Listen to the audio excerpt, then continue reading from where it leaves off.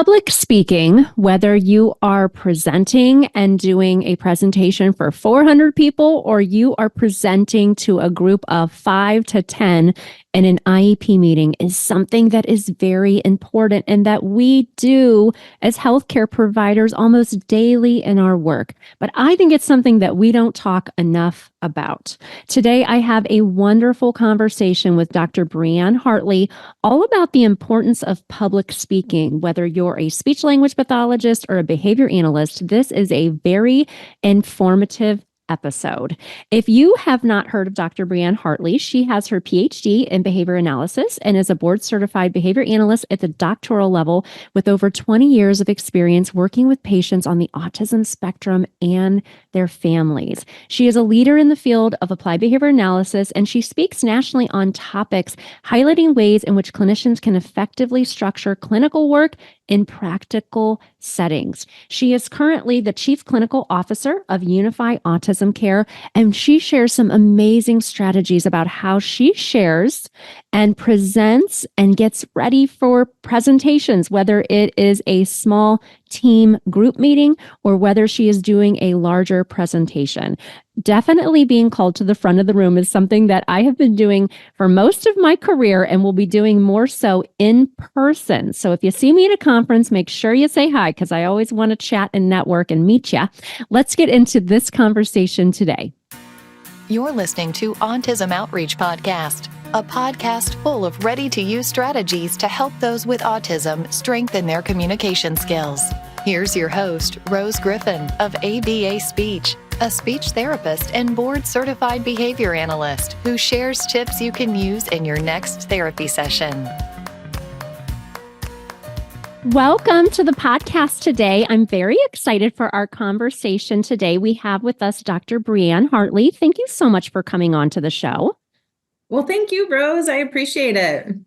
And I am a big fan of all your posts over on LinkedIn. I talk about social media quite a bit here because it's definitely a way that I connect with others. But I feel like LinkedIn, even though it is still social media, is kind of a more professional social media and is a really nice way to connect with other BCBAs and people in the field. So it seems like you post a lot on there. Do you post almost every day or every week at least?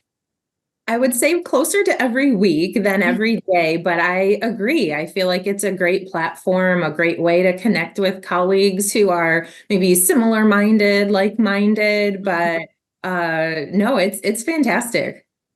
Well, tell us a little bit about you and just your journey into the field.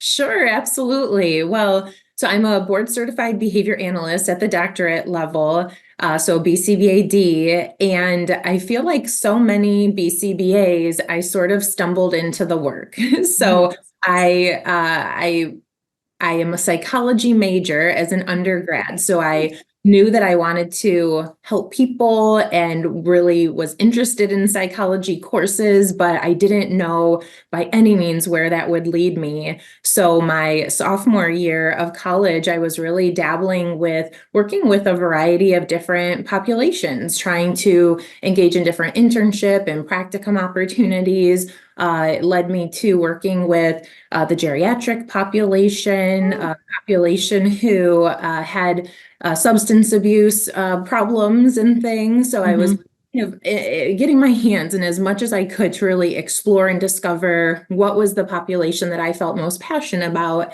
And I had stumbled upon the opportunity for an autism practicum. It was actually in the halls of the psychology department on a bulletin board, if you remember. Yeah. In the olden days where it was literally just a flyer kind of tagged onto a bulletin board. And it had at the bottom kind of those fringes that you could pull off if you're interested, call this phone number kind of a thing.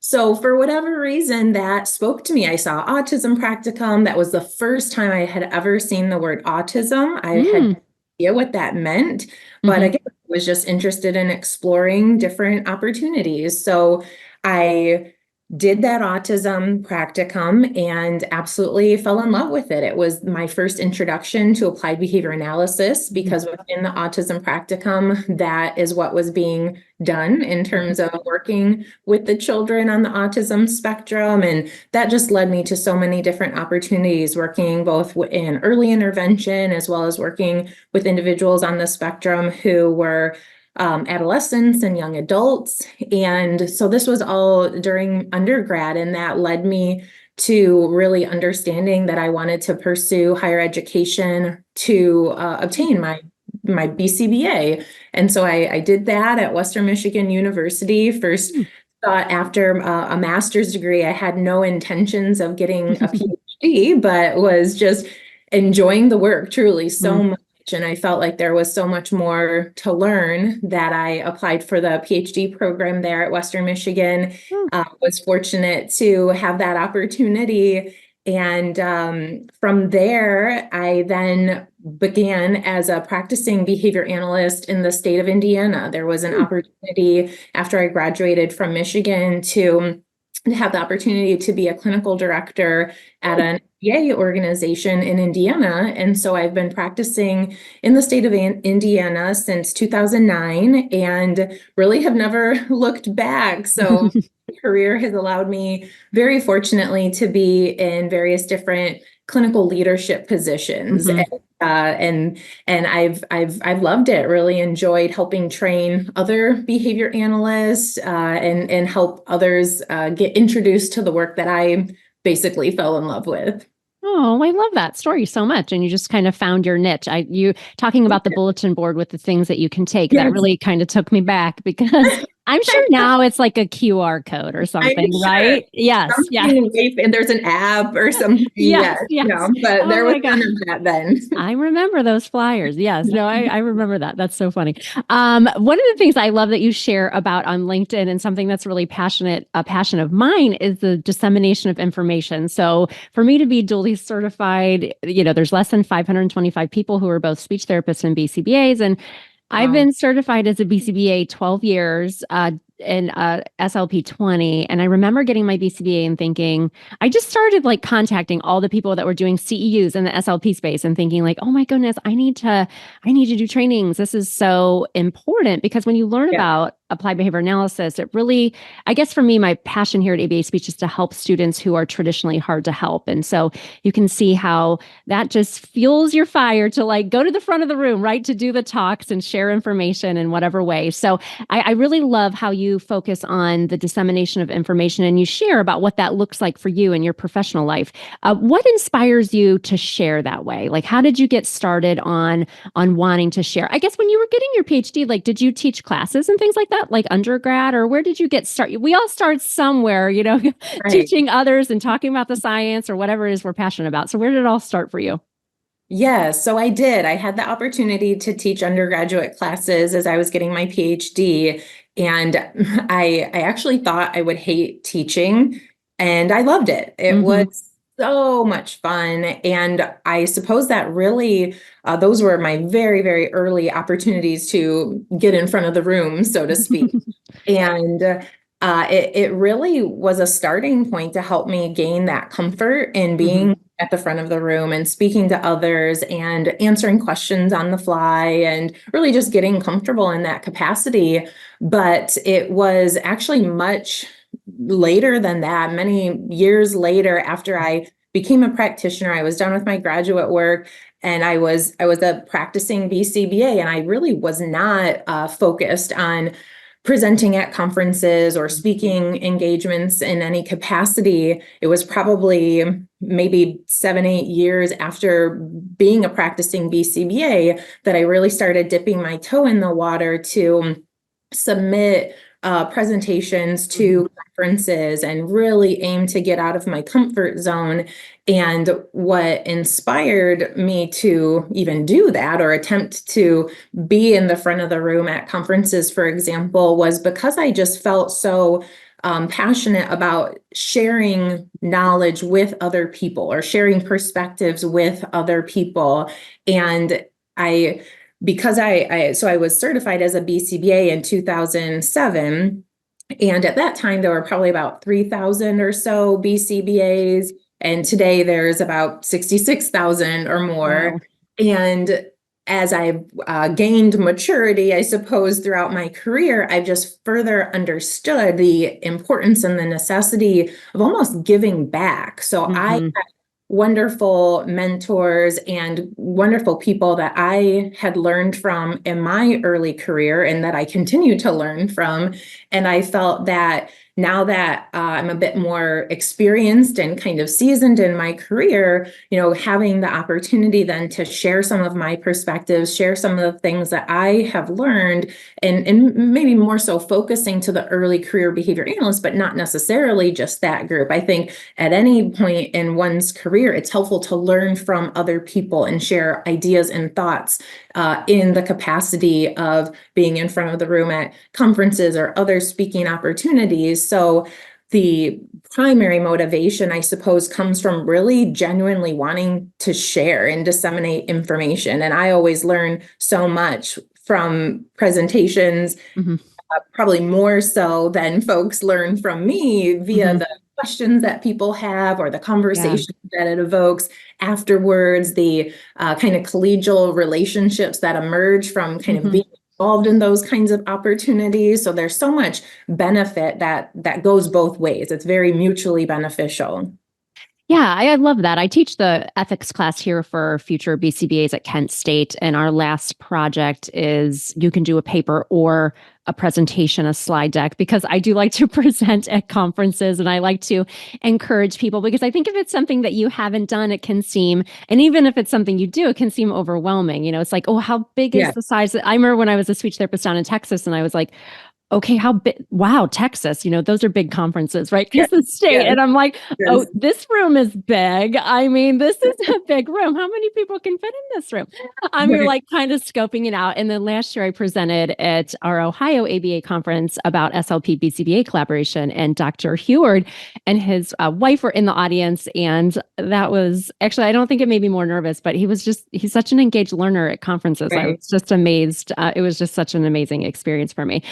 So I do like to be in the front of the room. I do think it's challenging. I think it's kind of professionally challenging because it makes me kind of nervous, but Yeah. I do love it. And so anybody who talks about it, I like to speak about it because I don't think it's something we talk about enough, and something that I always loved. I remember listening to Dr. Pat Fryman on Matt Sikoria's podcast, like one of his first behavioral observations. And Pat Fryman was talking about, presenting and how he would just get in front of any single group that he could talk to, and Yeah. to kind of get really good at presenting and do it scared. And so you had shared about maybe a presentation that you had done, and you talked about this article of his that I hadn't looked at in a while. And so it's called Behavior Analyst to the Front, a 15-step tutorial on public speaking, which I think is really great. And there's another article that came out after that kind of looks at his article and then talks to some of the people who are invited speakers and ask them like, well, what strategies are best for you? So I talk about that in this ACE course that I put together about actually IEP meetings, because for some people, Yes. they may never have that little voice in their head like we do that's like, I need to do a talk about this, or I need to go to that conference and do that talk and connect with those people. But we are all public speaking in some way. So I always try to stress that it might be at a conference, it might be an IEP room that's contentious with, 20 Yes. people around the table, right? We've all been in those meetings. So I guess what are some strategies that you find that are helpful either from that article or just in your own lived experience? Like when you're getting ready to do a presentation, what are some things that really help you feel prepared? Yes. Well, first, I think that's a great point that you make in terms of really conceptualizing just about any opportunity as a quote unquote front of the room opportunity, whether it be an IEP meeting or, I have a very similar philosophy for myself or for those that I work with. It's just, don't only think about being a presenter, being, at a podium, at a conference with lots of people in the audience. It absolutely could be an IEP meeting. It could be a parent meeting with literally just two other people present. It could be a team meeting where you facilitate it with 3, 4, 5 of your colleagues or supervisees. So I think that's a great way to kind of start conceptualizing one's ability to get in front of the room, is just when you are kind of responsible for engaging a group, no matter how big or small, and you're trying to make certain points or share certain information. Those are all great examples of what to kind of consider as a way potentially to kind of dip your toe in the water of, okay, now, yep, I did that. I conquered that IEP meeting. You get a little bit of comfort, confidence, comfort, and, have more of an ability to think about doing that in other ways. But yes, I love the Pat Fryman article that you referenced, Behavior Analyst to the Front. And there's so many great key points in that article and it's so versatile, certainly for folks who listen to your podcast, BCBAs, speech language pathologists, but really outside of the scope of, this kind of professional, just for people in general to kind of have these concepts. But I love how he emphasizes preparedness. And that's absolutely something that I do myself. And it's generally starting with really thinking about what are the ideas that I want to convey. And I'll generally start with a rough outline. Like, here are the key points. Okay, now then, what's all the supporting material? Do I have real world examples? Do I have some visuals that can kind of support what those key points will consist of? And build from there. But it's really needing to know, okay, here's what I'm going to talk about in this capacity. Here's, in preparation, how I want the audience to think and feel both during and after the content, because I think that's a really important component as well. Really conceptualizing what do I want people to think? What do I want people to maybe be asking more questions about as they're leaving? Do I want this talk to evoke kind of light bulb moments or head scratchers? Like, I never really thought about that before. And then knowing your audience. So I imagine for you, like you said, dual certified, you probably need to know, okay, is it a group of BCBAs that I'm talking to? Is it a group of SLPs that I'm talking to? So that's a key point in terms of getting into the front of the room. Know who you're speaking to, know when you can and should use jargon or acronyms versus when people's eyes will glaze over if you start using jargon or acronyms. So preparedness for sure. Studying other people at the front of the room. That's a point that Pat Fryman makes in this particular article. And so if one is aspiring to be at the front of the room themselves, maybe really watching for other people when you go to conferences, or if you kind of admire the way somebody else ran an IEP meeting, being very mindful to watch what other people are doing to engage the people that are around them. How do they evoke people's attention? Is it excuse me, everyone, we're about to start? Or is there some other strategy that's maybe kind of innovative and unique and that you want to emulate yourself? So being very mindful of how other people are doing things, both for things that you like and you want to emulate, and for things like, I don't know that I love that. I think I'm going to avoid that strategy, or avoid maybe the way that slides are designed if it seems kind of too confusing or muddled, or, there's maybe a clear path to follow kind of what the content is. And then there's two other strategies that I just especially love from the Behavior Analyst to the Front article.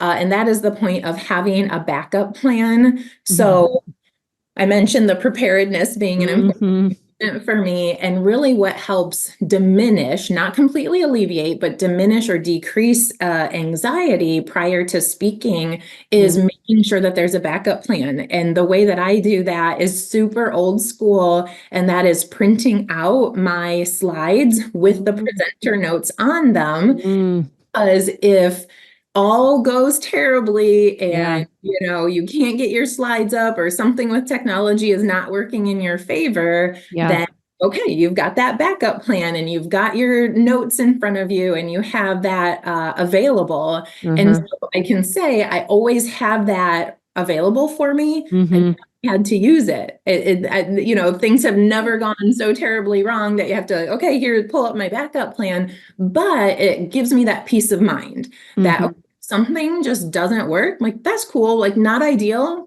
Absolutely not ideal. But I can still, the show must go on, and the content is still there, and I know the points that I want to make. So having a backup plan. And then lastly, I'll just mention concluding remarks, like having really good, sound, concise concluding remarks. So I had just mentioned using kind of models for both what you want to emulate and what you want to avoid. And one of the things that I've noticed that I want to avoid is like this really abrupt stop to a presentation. I've seen maybe other presentations where you're kind of flowing, the speaker is going, and then boom, their last slide is, okay, and that's it.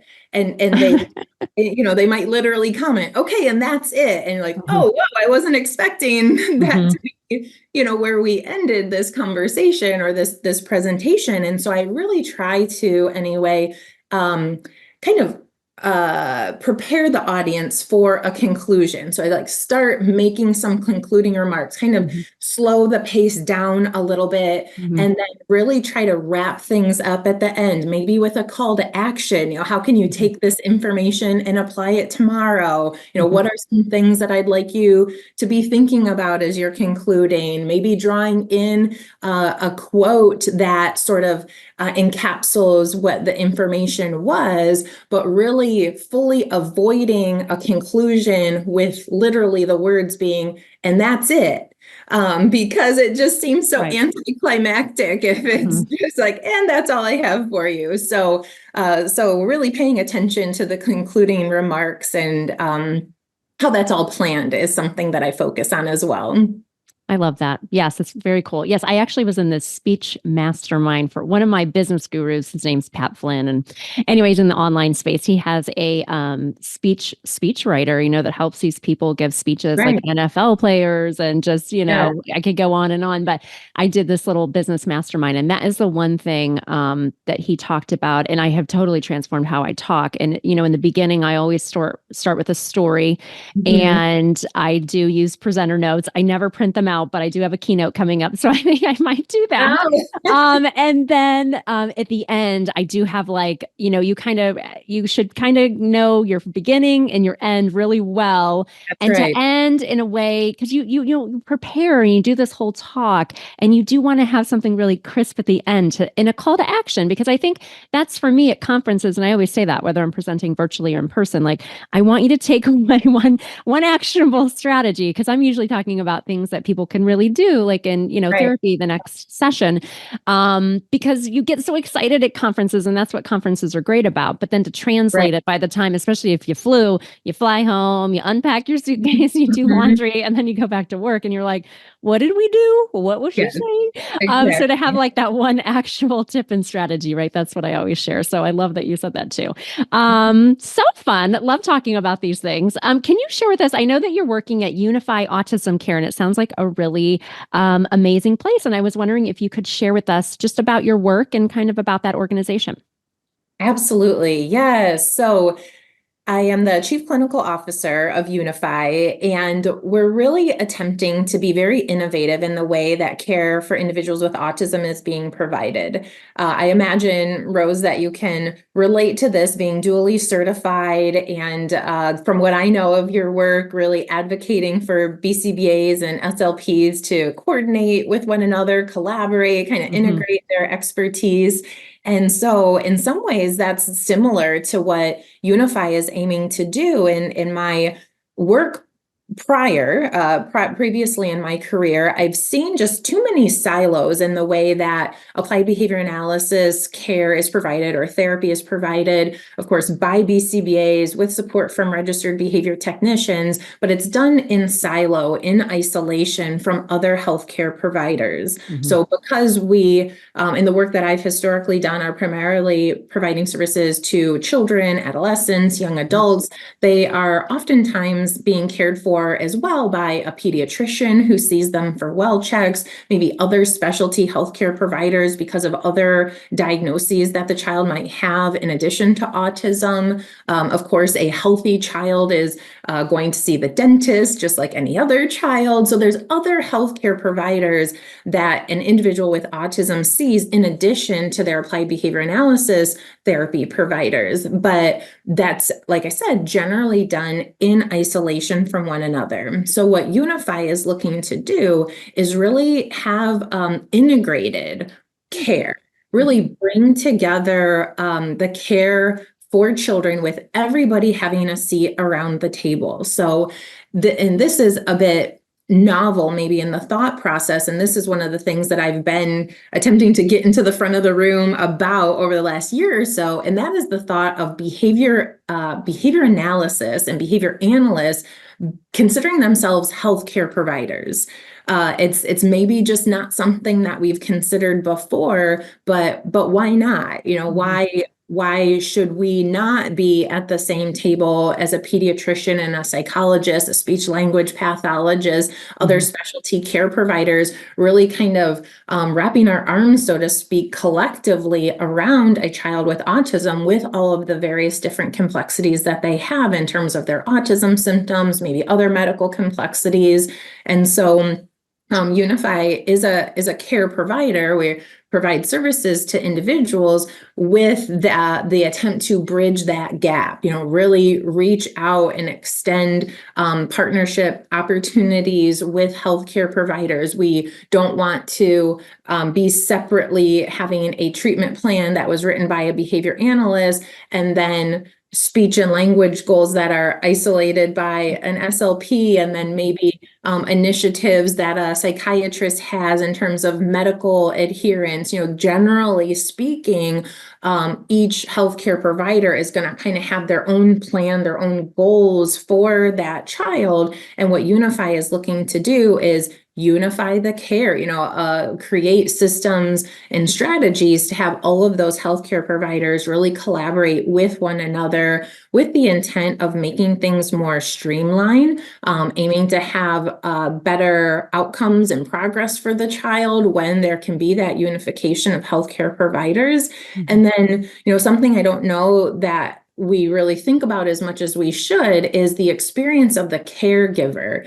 Generally the caregiver of a child with autism is always wearing so many hats. And I would imagine, Rose, that you've experienced this and seen this as well. But you'll see a caregiver, maybe mom, for example, who's coming to a parent meeting and she's got the big binder and she's got all the information and she's kind of flipping to, okay, well, here's what the psychiatrist said about the medications. And let me flip to, what my previous ABA provider said. And let me go back to what the psychologist said in the, diagnostic assessment. And it's like, well, why do we put that burden on mom? Why do we, really make it so that mom has to be the one coordinating that care? Why can't we as the healthcare professionals do those things? So those are just some examples of what Unify is looking to achieve with this.